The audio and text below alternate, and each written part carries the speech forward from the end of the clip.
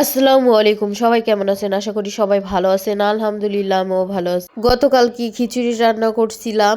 দেখেন আমি কিভাবে খিচুড়িটা রান্না করি, আপনারা কিভাবে রান্না করেন আর আমি কিভাবে রান্না করি। সবাই তো পারে জানি, কিন্তু আমার এই রান্নাটা এভাবে যদি করেন আরো বেশি মজা হবে, এই জন্য দেখাচ্ছিলাম। সুন্দরভাবে আমি পেঁয়াজ কুচিগুলো গরম করে তারপরে আদা দিয়ে সব মশলা দিয়ে কষাইয়া নিয়ে তারপর একটু পানি দিয়ে তারপর আমি দিয়ে দিচ্ছি চাল ডাল ধুয়ে রাখা, সেগুলা দিয়ে দিচ্ছি। তারপর আমি সামান্য পরিমাণে পানি দিয়ে দিলাম। চাল ডালগুলো কিন্তু কষাই নিছি ভালো কইরা।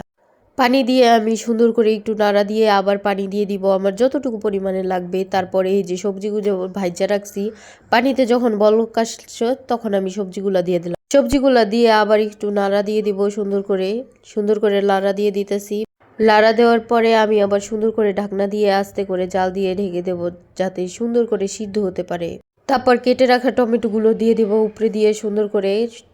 শীতের দিনে সবজি খিচুড়ি মানে মজা, এই জন্য আমি টমেটো দিয়ে সুন্দরভাবে লাড়াচাড়া দিয়ে এই যে দেখেন কত সুন্দর একটা কালার আসছে না? দেখেন এমন ঘন ঘন খিচুড়ি শীতের দিন রাতে কতটাই মজা লাগে। এবার আমি একটু গরম মশলার গুঁড়ো দিয়ে দিলাম, অনেক মজা হবে এই জন্য, যাতে ঘেরানটা অনেক সুন্দর হয় এই জন্য গরম মশলার গুঁড়ো দিয়ে দিলাম। এবার দেখেন কত সুন্দর একটা কালার আসছে না? জোস হয়েছে একদম, একদম টেস্টি টেস্টি একটা খাবার হয়েছে। এত মজা হয়েছে যে বলার বাইরে। এভাবে যদি আপনারা রান্না করেন অবশ্যই অনেক অনেক বেশি মজা লাগবে। যদি চান তাহলে আপনারা এভাবে রান্না করেও খেতে পারেন, অনেক মজা। এই যে দেখেন আমরা দুইজন স্বামী স্ত্রী সুন্দরভাবে খাইতেছি, সাথে আবার কালকের রান্না বট আছে, বট দিয়ে সুন্দর করে মেখে খেয়ে নিচ্ছি। আল্লাহ হাফেজ।